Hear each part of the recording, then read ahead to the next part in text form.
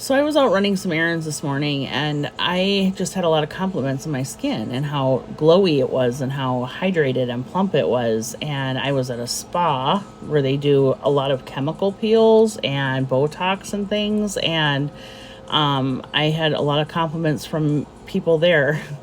And I don't get those things. I was getting laser hair removal. But anyway, that's besides the point. And so I was talking to them about what I do and what I use, and they were like, oh my God, we need to follow you. So you can follow me too. But anyway, let's talk about oils. What's the best oil for you and how can you get this? If you have dry skin, use something like avocado oil. It's rich in vitamin E, potassium, and lecithin.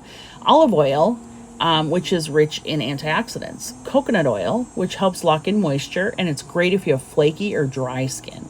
Marula oil, which is high in fatty acids and antioxidants, or argan oil, which is rich in vitamin E, squalene, and it helps smooth and nourish your skin. If you have aging skin like I do in my 50s, you want to use rosehip oil, which has vitamins A and C and assists in cell turnover, and it makes your skin brighter. Marula oil reduces fine lines, and argan oil, of course, again, which supports collagen and increases firmness. For acne and scarring issues, use rosehip oil, which has anti-inflammatory properties and fades hyperpigmentation.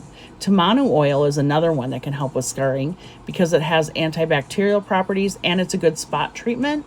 Jojoba oil is another one that balances out our natural sebum production. So it will help with oily skin and it helps dry in those oils and makes your skin softer. Hyperpigmentation can also be treated with pomegranate oil, castor oil, which is high in other acids, turmeric oil, which helps brighten skin. Remember, use lighter oils in the morning and heavier oils at night. So I wash my face and then I tone it. And then I go ahead in the morning with my peptides and my vitamin C. I do all of those peptides and vitamin C on damp skin. So if it's not still wet, I spray it with a little water. I just have a water bottle. I do have fancy water if I choose to use fancy that day, or some of my more fancier water. Use my Thayer's Rose water. And then I moisten it, and then I put on my peptides. Those are water soluble. They're water binding. So if you don't have some damp skin, it's not going to absorb the same way. You need to apply those on damp skin. Then I go in with a moisturizer, and then I put in my oils. I use jojoba, marula, rosehip, and then I put a couple sprays on my hand, and I pat it in. I go in with a couple drops of pomegranate on top. I dab that in, and then I let it dry out. And it does a great job, and this is what I get. At night, I wash my face, I tone it, I go in with my PDRN serum, I use my moisturizer, and then I use my nighttime argan and rosehip.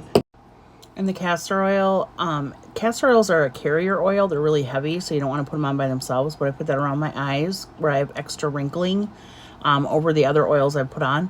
And then it also nourishes your eyelashes, can nourish your eyebrows. It can help bring back, it helps with hair growth, they say. My lashes don't come up here yet, so we'll see. Anyway, I had false lashes for a long time and had them off, so now we're regrowing. Anyway, long story short, I sleep with all that and I let my skin get nourished and hydrated, and I wake up extra glowy and soft, and it is delightful. So anyway, I hope this helped you and gave you some tips and tricks, and make sure you subscribe and like and all the things. Again, I'm new here to this YouTube thing, but I really want people to have real results from a real person. And I look forward to seeing you and hopefully answering any questions you may have. So here's to glowing skin, aging gracefully. Like and subscribe for more.